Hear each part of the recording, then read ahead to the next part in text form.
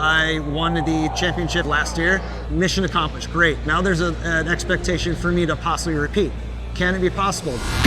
This is Swong, the 2022 Dr. Mario World Champion. He's here at the 2023 World Championship in Columbus, Ohio, along with Snipe, the 2020 champion, and Packie, the 2017, 2018, and 2021 champion. And this was the first time all three of them would be competing in the same year. A historic moment for the scene to finally determine who is truly the best Dr. Mario player in the world. But when I interviewed the champions, they weren't even sure if one of them was gonna win. Apparently this year it's more competitive than the previous years.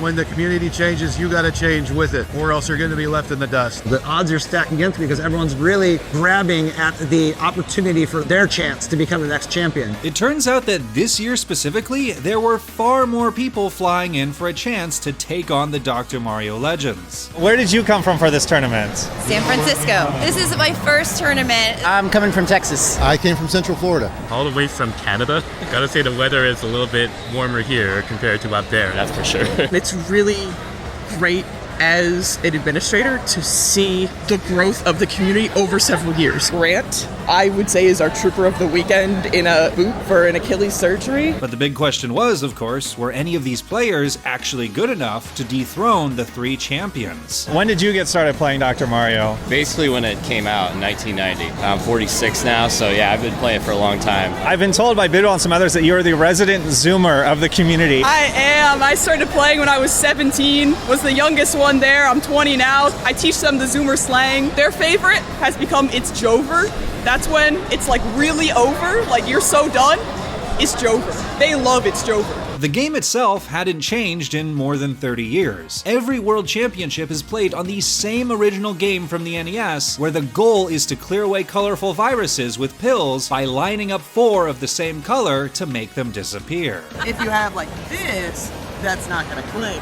But for the organizers, keeping the scene alive all these years had been its own ever-evolving challenge of expanding their setup and integrating both brand new and decades-old hardware together. What are some of the biggest things that have changed from last year to this year? The area is different, the stage is different. There's a lot more stations to qualify. What's something that was tough or impressive about the setup for this year that somebody might not notice if they're just watching online? So we've got the Game Boy camera that is set up. I have a feeling people are going to be using it to take selfies, pulling up their stream on their own and going, oh hey, snap. In the end, everything was set and the players couldn't wait to get started. This is my first time like playing people face to face. It's been fun. This is my first time in person and I am so excited.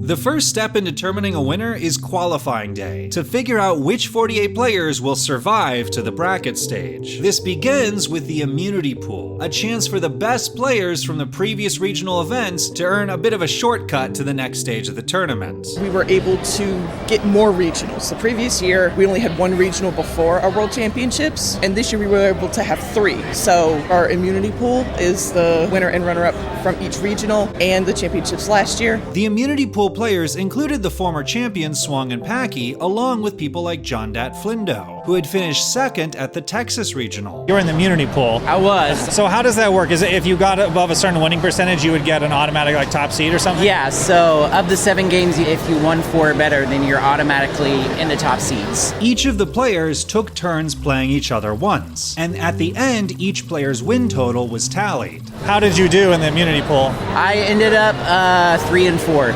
So lost my last game, sealed my fate, but hey, it's okay, we'll bounce back. Swong and Packie took the top 2 spots, as expected. But third place went to DM Hero, the Texas regional winner, who looks like one of the few players capable of taking down the champions. Together, the 3 of them automatically got the top 3 seeds in the tournament.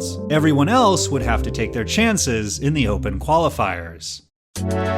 People lined up for a chance to compete, and then after signing the annual poster, groups of 8 would all take turns playing 1 game against each other. Their ranking would be determined by their win-loss record and a tie-breaking point system. Snipe was the only former champion not in the immunity pool because there just hadn't been a regional event established in his area yet. Where did you come from for this tournament? Actually, I'm French, but I just moved to Canada in Montreal in 2020, so now I'm Canadian, I would say. He was eager to nab a top seed with a perfect win streak in his pool, but disaster struck when a lesser-known player, Pamban Richard, ended up defeating him. Snipe is definitely the big name, but Pamban Richard's also a really good player. He's won the Virus Busters League before. I played him in the Virus Busters League, and he's a very good player that maybe a lot of people are not aware of. Virus Buster League was an online season-based competition organized over Discord where a lot of players who couldn't previously attend live events had built up their competitive experience. Dr. Mario, I haven't really been playing it competitively. I just sort of like did it on the side. One day I just dropped by the Discord, like, oh, this looks cool. We all played Dr. Mario on the Switch for about a month or two, and then like eventually, here. Pamban nabbed a perfect 7-0 win record for his qualifier early, while Snipe would get back in line to try his luck at another pool, where he was eventually able to get a 7-0 record himself. But on the standings, this was only good enough to give Snipe the 18th seed and Pamban the 23rd seed, much lower than they would have hoped for. So what happened? The culprit was the tiebreaker point system. So there are two ways to win a Dr. Mario match. The slow way is to be the first to clear out all the viruses on your playfield. The faster way is if your opponent's screen overflows with pills. And you can speed that up if you chain multiple clears together into one move, called a combo, which will then rain down garbage on the other player's board. The point system rewarded long drawn-out wins and gave fewer points for quick ones, since it was meant to favor players who could outlast tough opponents instead of steamrolling weaker ones. But for players like Pamban and Snipe, whose aggressive combo play could end games right at the start, their dominance actually cost them points. I just forgot about the strategies. You know, I tried to top my opponents out, so it was a bad strategy, but yeah. Yeah, there's the whole complicated meta of you want to guarantee a win, but you don't want to have it be quick. Yeah, right? that's why it's, yeah. On the other side of the spectrum were players like Barrett at the 6th seed, who had figured out how to hack the system. Last year I was the 28th seed, and I felt like that was way too low for me. I just played whoever was in front of me in line in qualifying, and this year I specifically targeted a weaker group of players. They were solid players, but no one who was a real killer in my group. And I tried to not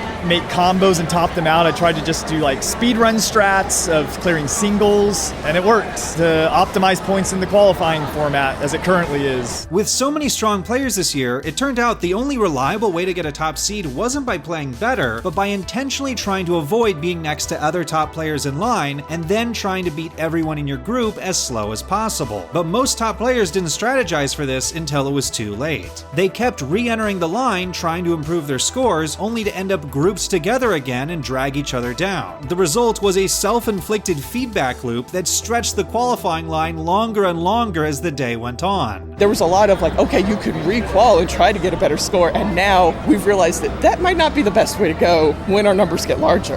But if it's one of those where it's like, oh, we can't do this anymore because we're getting bigger, if that's the worst problem that we have, I think that's a pretty great problem to have. When the dust had cleared though, all the top contenders had at least managed to make it in. 48 total players were moving on to the bracket stage, which was divided into 4 colored quadrants to whittle things down to just the top 8. The next day, everyone returned to spectate the bracket, and the organizers passed out rally towels for the crowd to wave. The announcers then counted down the start of the brackets. 3, 2, 1,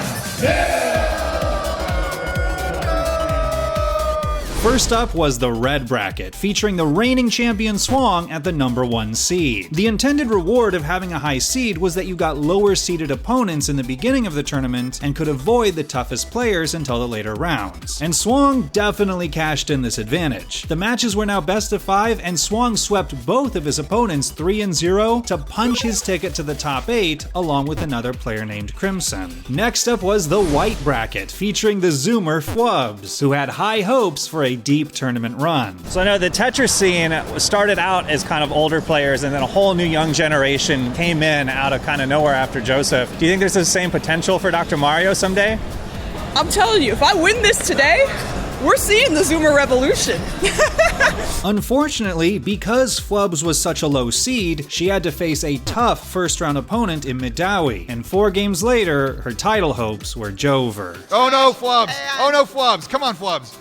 Oh! Madawi in turn would get eliminated by the number 3 seed DM Hero, who stormed through the top of the bracket to get his top 8 spot. But the bottom of the bracket turned out to be a different story, as Barrett, who had aced the qualifying rounds, would be stuck facing none other than the host of Virus Buster League, Doc. I'll probably end up playing someone really good in the second round, qualified out of place, but that's how it goes. Barrett would end up being eliminated 3-1, and Doc would go on to take the other top 8 spot. The yellow bracket featured John Dat Flindo, who advanced 1 round before falling to Rodzilla, who made the top 8 along with Dave Smith Says. But the blue bracket, oh, it was the bracket of death. They call it like the group of death in like the World Cup, but sometimes it's the group of death because you're in it. And I kind of told that to people to kind of encourage them, you know? On the bottom side, Panban Richard had to face Ibar in the top 16, who had actually made the finals in 2021. And Panban was almost eliminated after Ibar went up 2-1, but he clutched up to win the next 2 games and survived to the top 8. You're the one that was worried about.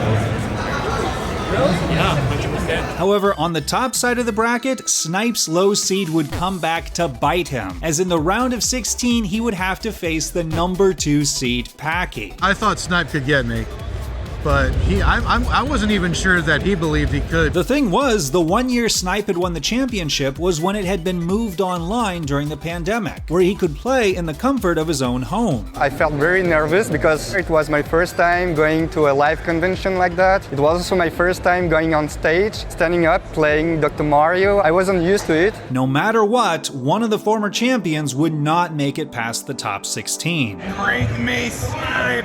The announcers counted down the biggest match of the day so far. 3, 2, 1, kill!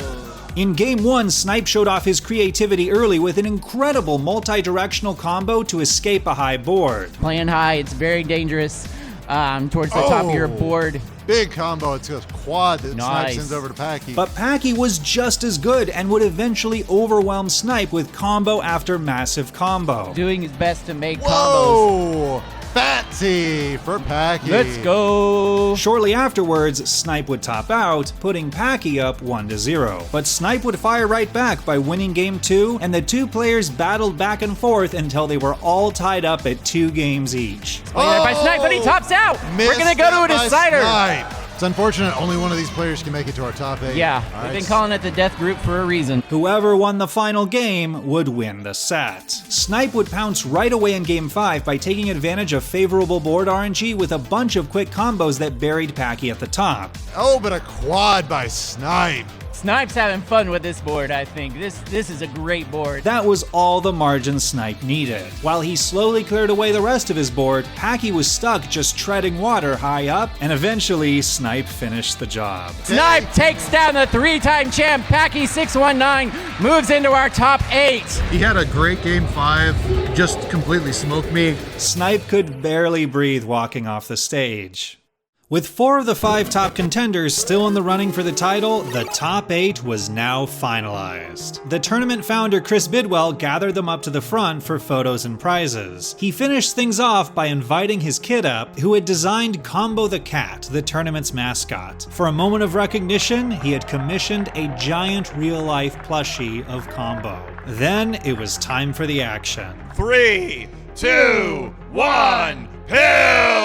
Swong was able to comfortably sweep his way to the semifinals. DM Hero was able to do the same, and Rodzilla advanced at a decider, setting up 3 of the 4 semifinalists. But now Panban Richard and Snipe had been set on a collision course due to their lower seeding. However, they'd both be an equal match with live competition experience, as this was the first year for both of them at a live event. The match was a grueling back and forth battle, with both players splitting the first 4 games, setting up a winner-takes-all Game 5. Snipe had a virus lead for almost the entire game, and it looked like he was about to close it out with only 5 viruses left and a clean board compared to Panban's messy board with 17 viruses. But Panban played incredible defense and kept firing off combos that would bury the 2 viruses on Snipe's left, making them difficult to reach. And the crowd getting into this here. Pan Richard versus Snipe. Snipe, the 2020 world champion. Pan Richard, new to our live play scene, but absolutely rocking it.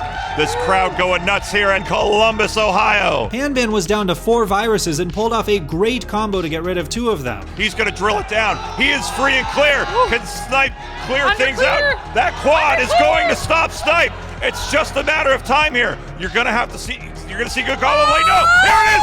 Pan Richard is going to the top 4, eliminating Snipe. Oh my!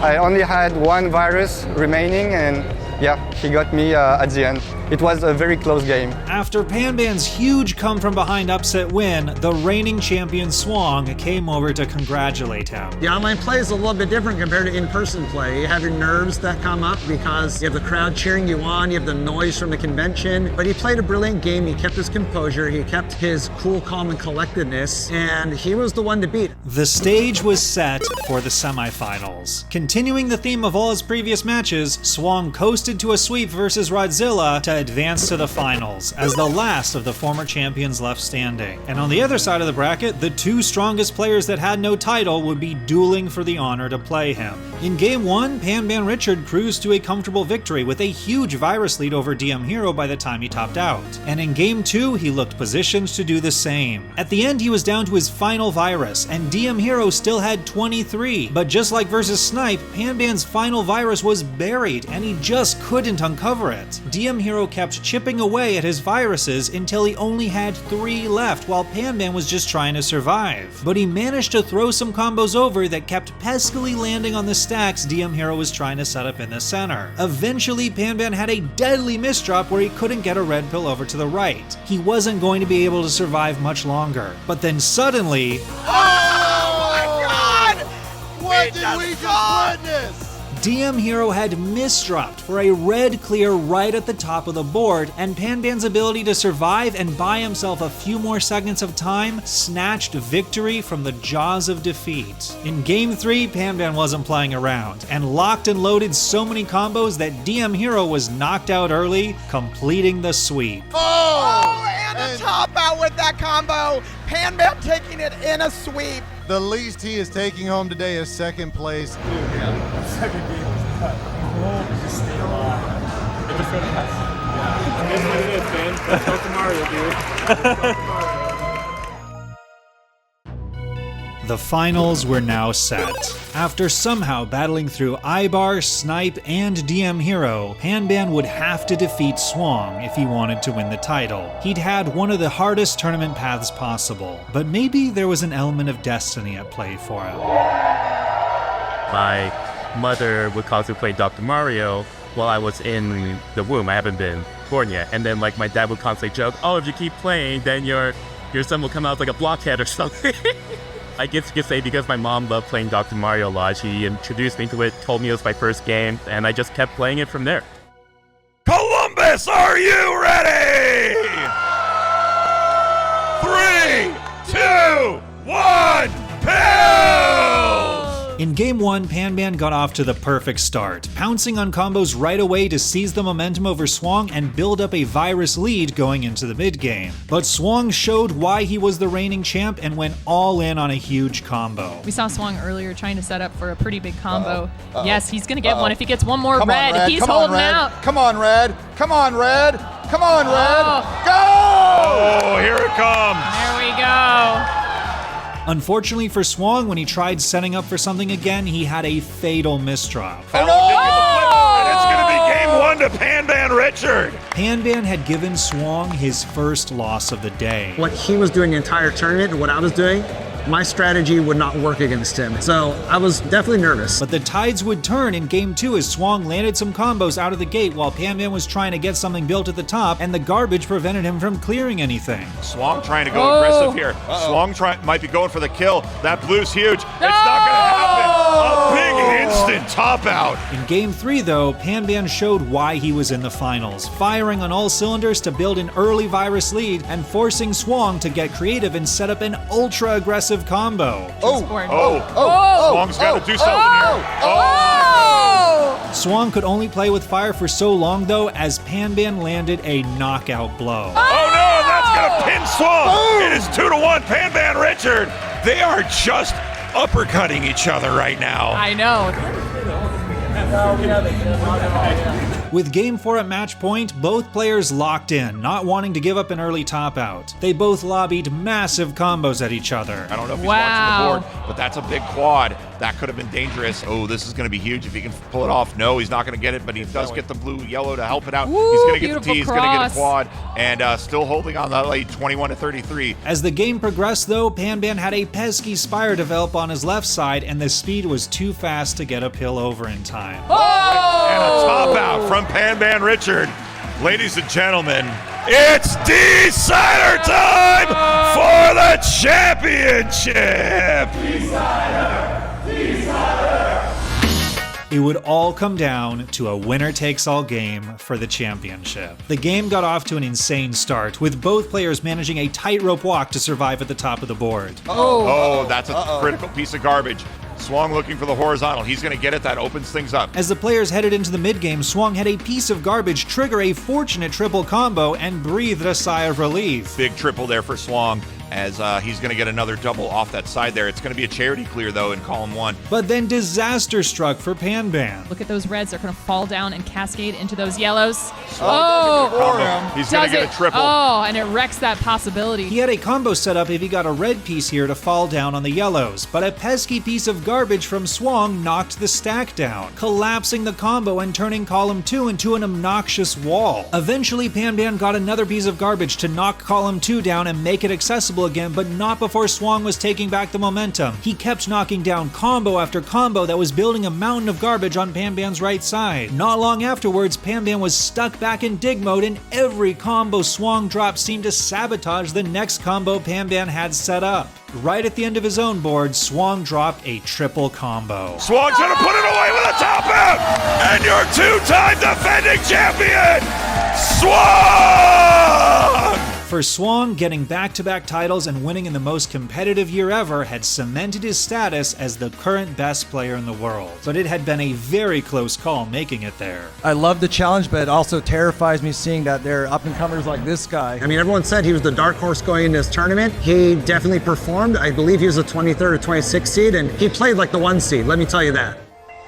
Swong's favorite aspect of being a champion, though, was just getting to spend another weekend with his friends. And it's a really wild experience to know that we share this love for the same game. Dr. Mario allows for us to feel connected despite the fact that we've never met each other except for this one weekend. But for some, it would become more than just a weekend. The former champion Packie and co-administrator Larva had found love after meeting through the Dr. Mario Discord server. We finally met face-to-face at the 2021 DRMC. Obviously, we were both participating in the tournament. Ever since then, we've been talking regularly, and it's just been kind of growing into something greater, and it's one of the greatest blessings I've ever had in my life. The relationship continued growing until Packie proposed to Larva at the 2024 Classic Tetris World Championship. And just a few weeks ago in October 2025, they finally had the first marriage to come out of the Dr. Mario community, setting up a combo for life.